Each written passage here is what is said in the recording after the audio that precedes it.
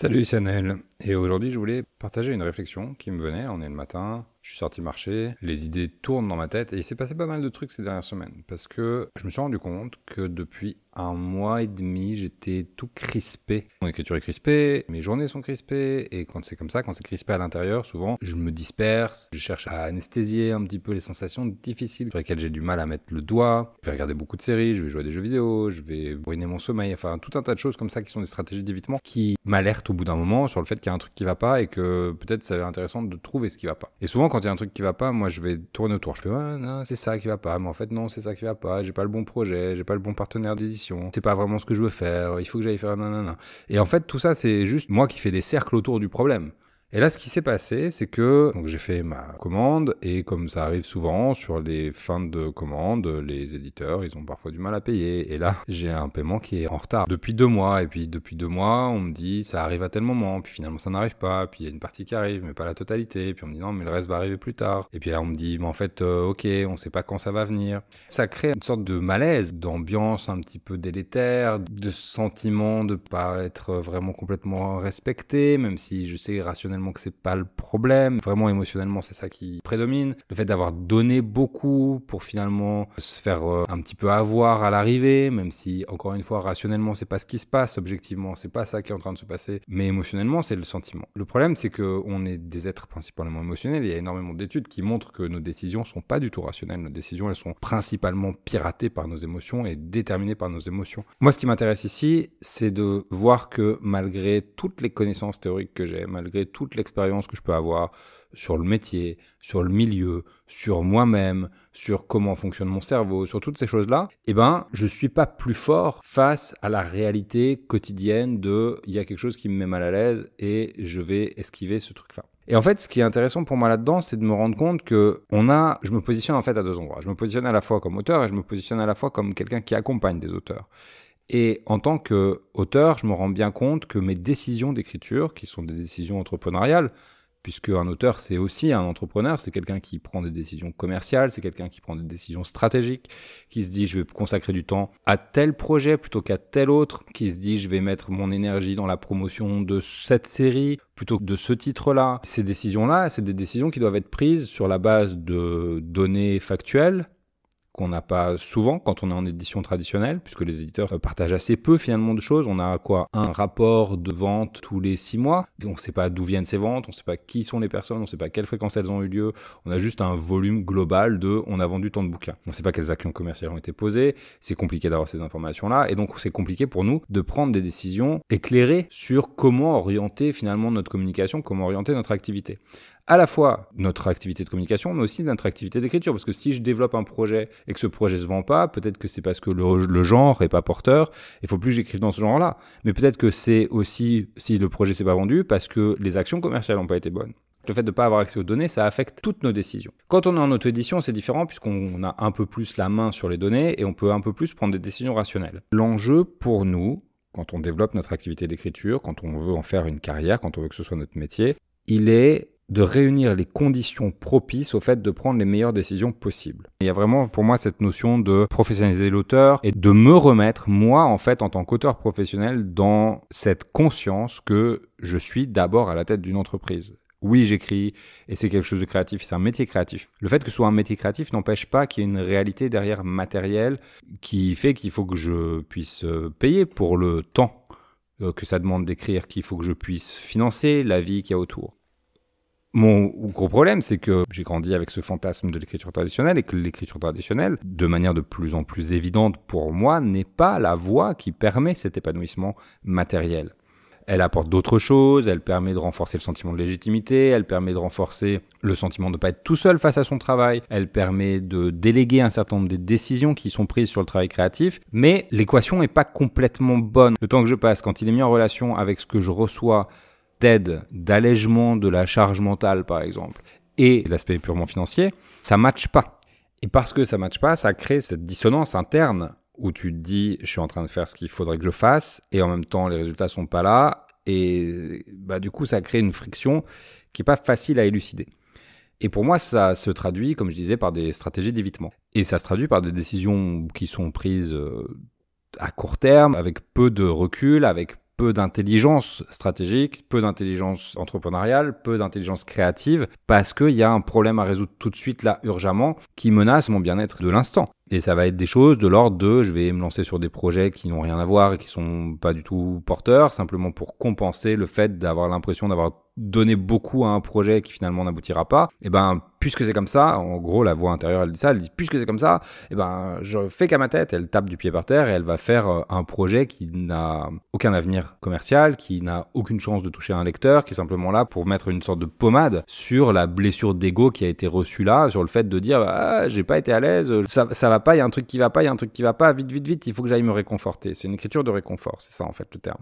Le problème de cette écriture de réconfort, c'est qu'elle prend du temps sur d'autres écritures qui seraient plus constructives sur la durée, qui seraient plus porteuses pour l'ensemble du catalogue, qui seraient même plus satisfaisantes pour moi en tant qu'auteur et pour le partage que je veux faire avec mes lecteurs. Et finalement, le système tel qu'il fonctionne, avec l'auteur qui est laissé à l'écart de toutes les décisions stratégiques, en tout cas d'une grande partie des décisions stratégiques, on lui donne quasi carte blanche sur les décisions créatives, mais pour le reste, à moins d'avoir vraiment fait ses preuves et d'avoir vraiment imposé sa place, c'est très compliqué d'avoir son mot à dire. Et bien finalement, l'auteur se retrouve dans une situation où il n'est pas maître de son propre métier, de sa propre carrière, avec ce paradoxe qui est qu'il n'est pas un employé de l'éditeur, il est un travailleur indépendant qui, en tant que travailleur indépendant, doit avoir entre les mains les clés de son entreprise, de son métier et de ses résultats. Et donc on se retrouve dans une situation qui est très compliquée à gérer psychologiquement, émotionnellement. La question, c'est de dire qu'est-ce qu'on fait de ça. C'est-à-dire que moi, à partir du moment là où j'ai réussi à dire je suis mal à l'aise du fait de ne pas avoir encore été payé,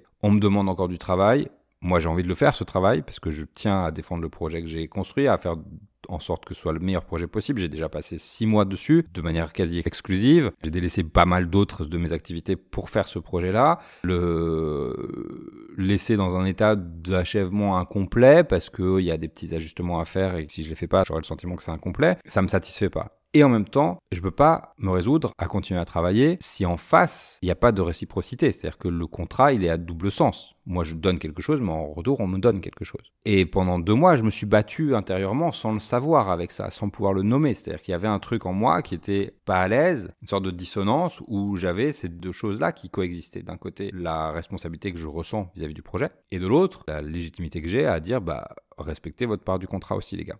Et ça, je m'en suis rendu compte parce que j'ai reçu des retours et je me suis rendu compte que ces retours, j'arrivais pas à aller les voir. C'était pas grand-chose, c'était des petites corrections stylistiques, des petites virgules ici et là, des choses vraiment anecdotiques, très simples à valider. Et il y avait en moi une incapacité à y aller. J'ouvrais le document et j'arrivais pas à le lire, j'arrivais pas à passer le premier commentaire. Et donc dans cet évitement, qui a duré quand même une semaine, il y avait quelque chose qui était nourri. Et plus je restais dans cet évitement, plus il y avait de confusion dans ma tête, plus je manquais d'énergie, plus j'avais tendance à être dispersé, plus j'étais irritable. Le temps passant, je me suis dit ça va pas, je peux pas continuer à pas faire le boulot, donc qu'est-ce qui se passe ? Et là, j'ai nommé le truc. J'ai dit, en fait, ce qui fait que j'arrive pas à faire le boulot, c'est que je sens pas que mon travail a été respecté et je sens pas que le contrat, en fait, a été honoré par les deux parties et ça ne me va pas. Et ça, c'est la première étape. La deuxième étape, ça a été de le communiquer, ça. D'envoyer un mail à mon éditeur en disant, écoute, moi, évidemment, je veux continuer à travailler dessus, mais je me rends bien compte que je suis pas à l'aise de le faire tant que le solde de l'avance n'a pas été versé. Donc, j'arrête de bosser.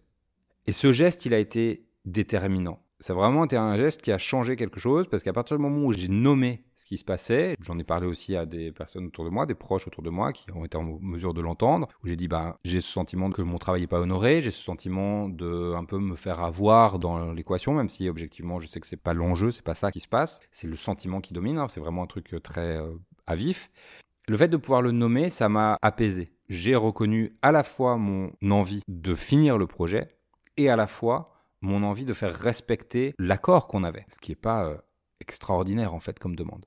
Donc en face, ça a été très bien reçu, l'éditeur a dit « je comprends tout à fait, je suis désolé que ça se passe comme ça, je ne sais pas quand arrivera le solde, on suspend l'écriture en attendant que ça soit résolu ». Donc aucun problème de ce côté-là, vraiment très clean, très propre. Moi, ce qui m'intéresse, c'est pas de pointer du doigt le comportement des uns ou des autres, c'est simplement de voir ce qui se passe en moi et comment je peux moi développer des ressources qui vont me permettre de ne pas reproduire ce genre de situation et de ne pas me retrouver pendant 2 mois avec le cul entre deux chaises, à ne pas pouvoir me lancer sur d'autres projets, à être un petit peu encore enchaîné à celui-là, à être mal à l'aise parce que l'argent n'est pas là, à ne pas m'en occuper parce que ça devrait arriver, qu'il y a un truc un peu crispé en moi qui dit « Non, j'ai l'argent qu'on me doit, j'attends d'avoir cet argent-là avant de faire autre chose ». Parce qu'il y a vraiment cet enjeu-là aussi, c'est-à-dire qu'à un moment donné, il y a un truc un peu gamin de « puisque c'est comme ça, je boude » quoi. C'est vraiment, vraiment ce qui se passe à l'intérieur. Et moi, ce qui m'intéresse, c'est d'arriver à dépasser cette étape-là et d'arriver à construire autre chose. Donc, les questions que ça pose, c'est quelle décision je prends pour mon avenir en tant qu'auteur. Là, je viens de passer 2 ans à peu près, un peu plus, à me concentrer sur le fait de renouer des contacts avec le milieu traditionnel, de refaire des projets en collaboration avec des éditeurs et de me rendre compte que ça marche pas. Les résultats sont pas ceux que je voudrais. Alors oui, j'ai produit, oui, j'ai vendu des textes, mais quand je regarde si je devrais prendre une décision objective dans n'importe quel autre business, je dirais stop. C'est pas une collaboration qui fonctionne. Mais comme c'est un métier créatif, comme il y a de l'émotion, comme il y a ce fantasme toujours de l'auteur édité, de percer dans le milieu, tous ces termes-là qui sont chargés de plein de choses qu'il faudrait déconstruire, et bien comme il y a ça, il y a une part de moi qui s'accroche encore, qui dit « Ah non, je veux pas prendre les décisions qui seraient les bonnes décisions ». Ce qu'il y a, qui est encore plus intéressant que ça, c'est ce qui se passe derrière, c'est-à-dire les ressources que je commence à développer. Là, c'est le nano. Et pendant le nano, moi, ce qui m'intéresse dans le NaNoWriMo, donc le NaNoWriMo, pour remettre un peu de contexte, c'est un événement international porté par une asso qui consiste à écrire un roman en un mois. Et moi, ce qui m'intéresse dans cet événement, c'est vraiment la communauté, c'est les autres auteurs, c'est les rencontres que je peux faire. Il se trouve que là, en début de mois, dans les forums, j'ai rencontré un groupe qui s'est constitué autour d'intérêts communs, autour d'une tranche d'âge commune, enfin plein de choses comme ça qui m'ont parlé. Et tous les jours, à peu près, on communique un petit peu, 2-3 messages, chacun on s'envoie au milieu de l'écriture pour se demander où on en est, pour partager notre cheminement, etc. À l'intérieur de ce groupe-là, j'ai pu discuter avec un type qui, lui, a réussi à construire une carrière d'auteur indépendant solide. Et j'en ai d'autres comme ça autour de moi, j'ai d'autres communautés comme ça. Ce qui est intéressant, c'est qu'à partir du moment où j'ai franchi ce cap de reconnaître que j'étais pas à l'aise de comment ça se passait avec mon éditeur, de reconnaître que j'étais pas à l'aise en fait avec les résultats que j'ai eus dans l'édition traditionnelle depuis 2 ans, et de dire que ça me va pas et que j'aspire à autre chose, mais que je n'ai pas encore complètement décider de la voie que je voulais prendre et que je suis à cheval entre ce truc de je veux continuer, est-ce qu'il faut que je cherche un autre éditeur, est-ce qu'il faut que je cherche d'autres projets d'édition, ou est-ce qu'il faut que je me concentre sur l'écriture indépendante, ou est-ce qu'il faut que je reste à cheval entre les deux. Cette décision-là, je peux pas la prendre en vase clos. J'ai besoin d'avoir d'autres retours d'expérience, d'autres personnes. Et je suis beaucoup à la recherche de ça. Et donc dans la conversation, on va parler de ça. Et en parlant de ça, je reçois des ressources. Et du coup, je m'ouvre à d'autres possibilités. En sortant finalement de la crispation, en sortant du sentiment de manque, du sentiment de frustration, du sentiment de gna, ça s'est pas passé comme il aurait fallu, je peux rentrer dans une posture plus mature, c'est ça en fait qui est en jeu, plus adulte, où je peux dire ma responsabilité, mes choix, c'est pas la faute de l'éditeur si j'en suis là, c'est pas la faute du système, c'est ma responsabilité à moi de savoir ce que je veux et comment je le veux, de quoi j'ai besoin en fait à l'intérieur de tout ça et quelles sont les expériences que je peux faire, parce qu'on est tout le temps en train de faire des expériences et d'expérimenter, c'est un métier créatif. C'est doublement un métier créatif dans le sens où c'est de la création de fiction et de la vie d'entreprise. Dans toutes les combinaisons de métiers qu'on peut avoir, c'est quand même parmi les combinaisons les plus créatives dans le sens où c'est à nous d'inventer comment on fait notre métier. À partir du moment où on est dans cette démarche-là, les codes, c'est à nous de les fabriquer. On peut s'inspirer des expériences des uns et des autres, mais qu'après, pour fabriquer nos codes et pour fabriquer le système qui nous convient, qui fonctionne pour nous, on va avoir besoin de beaucoup tester de choses, de beaucoup faire d'échecs, de beaucoup se lancer, tenter des trucs, etc. Et moi, quand j'ai commencé dans l'édition indépendante, j'avais pas envisagé, et dans l'entrepreneuriat, donc il y a une dizaine d'années, j'avais pas envisagé qu'il allait y avoir une telle dimension émotionnelle dans l'affaire et qu'il allait y avoir tant de choses à réinventer constamment et à moduler constamment. Et je trouve ça assez fascinant, je trouve ça assez stimulant, je pense que c'est aussi pour ça que j'ai pas lâché depuis tout ce temps. Il y a des choses qui ont fonctionné, il y a des choses qui ont moins bien fonctionné, j'expérimente beaucoup. Aujourd'hui, j'en suis à un point où c'est comme si j'avais fait...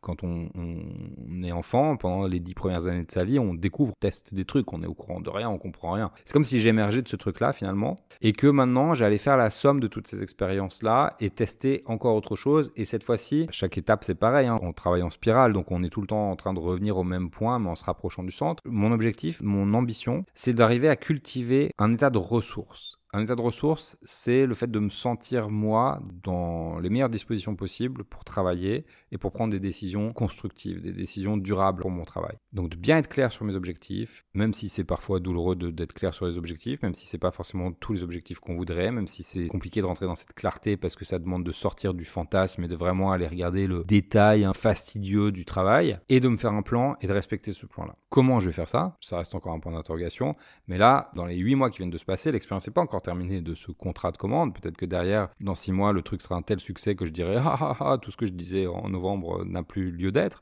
À l'heure d'aujourd'hui, ce qui m'intéresse, c'est vraiment de dire, il y a eu 6 mois d'écriture qui m'ont apporté énormément de choses d'un point de vue technique et du point de vue de la durabilité d'un projet d'écriture et de moi, mon endurance face au projet d'écriture et des mouvements à l'intérieur du projet d'écriture. C'est suivi de cette période de 2 mois d'entre-deux où le projet est rendu, mais en face, le contrat n'est pas complètement honoré. Ça laisse une zone de frustration, d'incompréhension, d'agacement, de tout ce qu'on veut, qui m'empêche d'avancer dans ma propre vie. C'est ça qui est important. Je me coince moi-même. J'ai vraiment eu ce sentiment d'être dans un truc de machine compresseuse qui m'écrasait. Sortir de ça, réouvrir le champ de mon avenir, de repenser mon métier, réfléchir différemment à ce que je veux et comment je veux le faire.